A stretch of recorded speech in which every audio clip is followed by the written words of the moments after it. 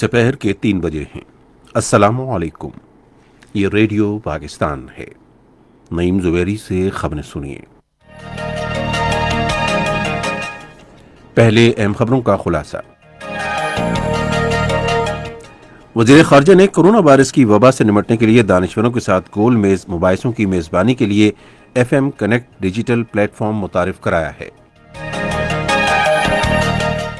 وزیر اطلاعات نے کہا ہے کہ لاک ڈاؤن میں بتدریج نرمی معاشرے کے کمزور طبقوں کے لیے حکومت کے احساس کا مظہر ہے۔ ملک میں کورونا وائرس سے مزید 35 افراد جاں بحق ہو گئے ہیں، جبکہ دنیا بھر میں اس وبا سے ہلاکتوں کی تعداد 2,71,024 ہو گئی ہے۔ اقوام متحدہ نے پاکستان سمیت پسماندہ ملکوں کی کورونا وائرس کی وبا سے نمٹنے میں مدد کے لیے انسانی ہمدردی کی بنیاد پر منصوبہ شروع کیا ہے۔ پاکستان نے کنٹرول لائن پر جنگ بندی کی مسلسل خلاف ورزیوں اور شہری آبادی والے علاقوں کو نشانہ بنانے پر بھارت سے ایک بار پھر شدید احتجاج کیا ہے۔ بھارت مقبوضہ کشمیر میں کورونا وائرس کے بحران کو ڈھٹائی کے ساتھ کشمیری نوجوانوں کے خلاف دہشت گردی کے لیے استعمال کر رہا ہے۔ خبروں کی تفصیل اس آگاہی پیغام کے بعد۔ کورونا وائرس سے بچاؤ کے لیے احتیاطی تدابیر اپنائیں۔ اگر آپ کو نزلہ زکام ہے تو دوسرے لوگوں سے کم از کم 1 میٹر کے فاصلے پر رہیں۔ کوشش کریں کہ آفس، اسکول یا بھیڑ میں جانے کی بجائے گھر پر رہیں اور لوگوں سے گلے ملنے یا ہاتھ ملانے سے اجتناب کریں۔ بخار، کھانسی یا سانس لینے میں دشواری کی صورت میں اپنے ڈاکٹر سے فوری رجوع کریں۔ مزید معلومات کے لیے رابطہ کریں national disaster management authority, phone number 111157 اور حکومت پاکستان کی قائم کردہ صحت تحفظ ہیلپ لائن 1166 پر رابطہ کریں۔ وزیر خارجہ شاہ محمود قریشی نے FM کنیکٹ ڈیجیٹل پروگرام متعارف کرایا ہے، جس کے ذریعے کورونا وائرس کی وبا سے نمٹنے کے لیے مختلف فریقوں کے عالمی نقطہ نظر کی روشنی میں حکمت عملی وضع کرنے کے لیے ماہرین سے مشاورت لی جائے گی۔ اس پروگرام کے تحت وزیر خارجہ دنیا بھر میں دانشوروں، ادیبوں، ماہرین تعلیم، مفکرین اور محققین سے ویڈیو لنک کے ذریعے گول میز مباحثوں کی میزبانی کر سکیں گے۔ FM کنیکٹ وزیر خارجہ کی عوامی سفارتکاری کے پروگرام کا حصہ ہے۔ شاہ محمود قریشی نے آج اسلام آباد میں ویڈیو لنک کے ذریعے دانشوروں سے خطاب کرتے ہوئے کہا کہ کورونا وائرس غیر معمولی عالمی مسئلہ ہے، جس سے نمٹنے کے لیے عالمی سطح پر مربوط کوششوں کی ضرورت ہے۔ انہوں نے کہا کہ پاکستان کی برآمدات میں 41% تک کمی آئی ہے اور ہمیں مجموعی ملکی پیداوار کے 10% خسارے کا سامنا ہے۔ انہوں نے کہا کہ ہم نے کورونا وائرس کی وبا کے معاشی اثرات سے نمٹنے کے لیے 8 ارب روپے مختص کیے ہیں۔ انہوں نے کہا کہ گروپ 20 کے رکن ملکوں کی طرف سے اقتصادی تعاون کا اعلان خوشائند اقدام ہے، تاہم ہمیں درپیش مسائل کے پیش نظر نظریہ ناکافی ہے۔ وزیر خارجہ نے کہا کہ انہوں نے اس معاملے پر ماہرین کی رائے اور رہنمائی حاصل کرنے کے لیے یہ ڈیجیٹل پلیٹ فارم قائم کیا ہے۔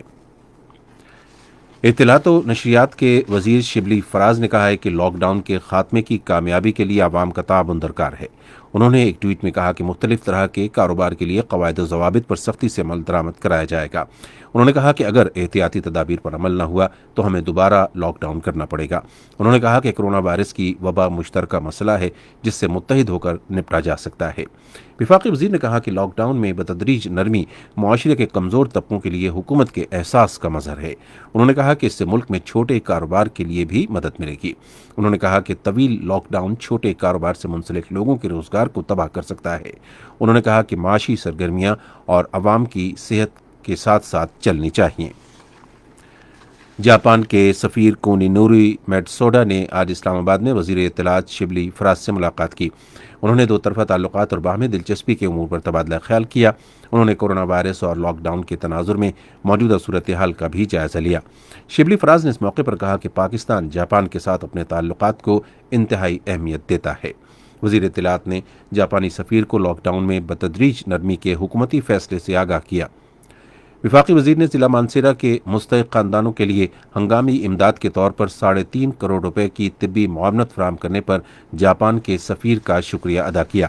انہوں نے کورونا وائرس کی وبا سے نمٹنے میں جاپان کی $21,60,000 کی امداد کا بھی خیر مقدم کیا۔ ملاقات کے دوران پاکستان ٹیلی ویژن اور ریڈیو پاکستان کو جدید خطوط پر استوار کرنے سمیت مختلف شعبوں میں تعاون بڑھانے کے بارے میں تبادلہ خیال کیا گیا۔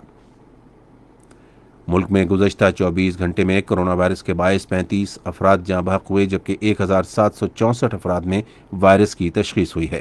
ملک میں وائرس سے متاثرہ مریضوں کی مجموعی تعداد 25,837 ہو گئی ہے، جن میں سندھ میں 9,093، پنجاب میں 10,033، خیبر پختونخوا میں 3,956، بلوچستان میں 1,725، وفاقی دارالحکومت اسلام آباد میں 558، گلگت بلتستان میں 394 اور آزاد کشمیر میں 78 مریض شامل ہیں۔ کرونا وائرس سے اب تک 7,500 سے زائد مریض صحت یاب ہوئے ہیں۔ دنیا بھر میں کرونا وائرس کی وبا سے ہلاک ہونے والوں کی تعداد 2,71,024 ہو گئی ہے، اور اس وائرس سے متاثرہ مریضوں کی مجموعی تعداد 39,32,626 ہو گئی ہے۔ اب تک 13,49,138 مریض صحت یاب ہوئے ہیں۔ امریکہ میں وائرس سے سب سے زیادہ 76,942 اموات ہوئی ہیں، برطانیہ میں 30,615، اٹلی میں 29,958، اسپین میں 26,070 اور فرانس میں 25,987 افراد ہلاک ہوئے ہیں۔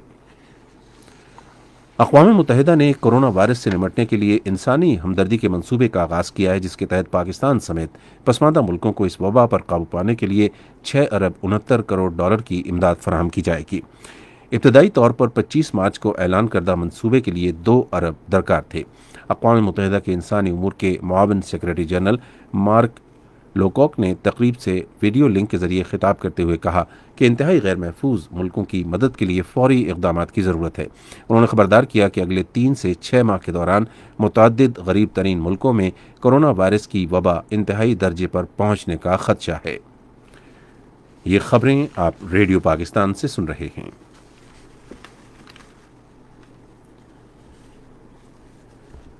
وزیراعظم عمران خان نے اپنے عراقی ہم منصب مصطفیٰ الکاظمی کو وزیراعظم کا عہدہ سنبھالنے پر مبارکباد دی ہے۔ انہوں نے یقین ظاہر کیا کہ مصطفیٰ الکاظمی کی قیادت میں عراق میں اصلاحات، قومی اتحاد اور ترقی کے اہداف کے حصول میں بہتری آئے گی۔ وزیراعظم عمران خان نے پاکستان اور عراق کے درمیان قریبی برادرانہ تعلقات کی اہمیت پر زور دیتے ہوئے کہا کہ وہ عراق کے وزیراعظم کے ساتھ مختلف شعبوں میں 2 طرفہ تعاون کو مزید وسعت دینے کے لیے مل کر کام کرنا چاہتے ہیں۔ بھارت کے ایک سینئر سفارتکار کو آج دفتر خارجہ طلب کر کے کنٹرول لائن پر بھارتی قابض افواج کی جانب سے دفتر خارجہ کے ایک بیان میں کہا کہ بھارتی سفارتکار کو گزشتہ روز نیزا پیر اور رخ چکری سیکٹروں میں کنٹرول لائن پر فائر بندی کی خلاف ورزی کے پیش نظر طلب کیا گیا، جس کے باعث 6 بے گناہ شہری زخمی ہو گئے۔ بھارتی فوج کنٹرول لائن اور ورکنگ باؤنڈری پر شہری آبادی والے علاقوں کو توپ خانے، مارٹر گولوں اور دوسرے خودکار ہتھیاروں سے مسلسل نشانہ بنا رہی ہے۔ بھارت نے اب تک 989 مرتبہ فائر بندی کی خلاف ورزی کی۔ بھارت پر زور دیا گیا ہے کہ وہ 2003 کے فائر بندی کے معاہدے کی پاسداری کرے، مذکورہ واقعے اور اس طرح کے دوسرے واقعات کی تحقیقات کروائے اور کنٹرول لائن اور ورکنگ باؤنڈری پر امن فضا برقرار رکھے۔ کرونا وائرس کے حوالے سے کشمیر یوتھ کانفرنس میں مقررین نے کہا ہے کہ بھارت مقبوضہ کشمیر میں کرونا وائرس کی بحرانی صورتحال کو ڈھٹائی سے نوجوانوں کے خلاف دہشت گردی کے لیے استعمال کر رہا ہے۔ کانفرنس کا اہتمام کشمیر یوتھ اسمبلی اور کشمیر کی اتحاد کی تنظیم نے ویڈیو لنک کے ذریعے کیا، جس میں سیاستدانوں، وکلاء اور انسانی حقوق کے کارکنوں، ماہرین تعلیم اور ججوں نے شرکت کی۔ شرکاء نے اقوام متحدہ کی انسانی حقوق کونسل اور اسلامی تعاون تنظیم سمیت عالمی اداروں سے اپیل کی کہ وہ کشمیری عوام کے تحفظ کے لیے اپنا کردار ادا کریں۔ انہوں نے بھارت پر زور دیا کہ وہ مختلف جیلوں میں غیر قانونی طور پر زیر حراست کشمیریوں کو رہا کریں۔ پاک بحریہ اور انسداد منشیات فورس نے بلوچستان کے ساحلی علاقے پسنی میں مشترکہ کارروائی کے دوران 3 ارب روپے مالیت کا 100 کلو گرام شیشہ ضبط کر لیا ہے۔ پاک بحریہ کے ترجمان نے ایک بیان میں کہا کہ منشیات کی اسمگلنگ کے خلاف بروقت کارروائی پاک بحریہ کی سمندری حدود کی مؤثر نگرانی کا نتیجہ ہے۔ پاکستان تحریک انصاف کے رہنما سینیٹر فیصل جاوید خان کی والدہ انتقال کر گئیں۔ وزیر اعظم عمران خان نے ان کے انتقال پر گہرے دکھ اور افسوس کا اظہار کرتے ہوئے مرحومہ کے درجات کی بلندی اور سوگوار خاندانوں کے لیے اس ناقابل تلافی نقصان پر صبر و جمیل کی دعا کی۔ بھارت کے صوبے مہاراشٹر میں آج ایک مال بردار ریل گاڑی تلے آ کر 14 مزدور ہلاک ہو گئے۔ بھارتی وزارت ریلوے کے مطابق اپنے آبائی دیہات کو جانے والے مزدوروں کا گروپ ریلوے ٹریک پر سویا ہوا تھا کہ یہ واقعہ پیش آ گیا۔ آخر میں خاص خبروں کا خلاصہ ایک بار پھر۔ وزیر خارجہ نے کرونا وائرس کی وبا سے نمٹنے کے لیے دانشوروں کے ساتھ گول میز مباحثوں کی میزبانی کے لیے FM connect digital plate form متعارف کرایا ہے۔ وزیر اطلاعات نے کہا ہے کہ لاک ڈاؤن میں بتدریج نرمی معاشرے کے کمزور طبقوں کے لیے حکومت کے احساس کا مظہر ہے۔ اقوام متحدہ نے پاکستان سمیت پسماندہ ملکوں کی کرونا وائرس سے وبا سے نمٹنے میں مدد کے لیے انسانی ہمدردی کی بنیاد پر منصوبہ شروع کیا ہے۔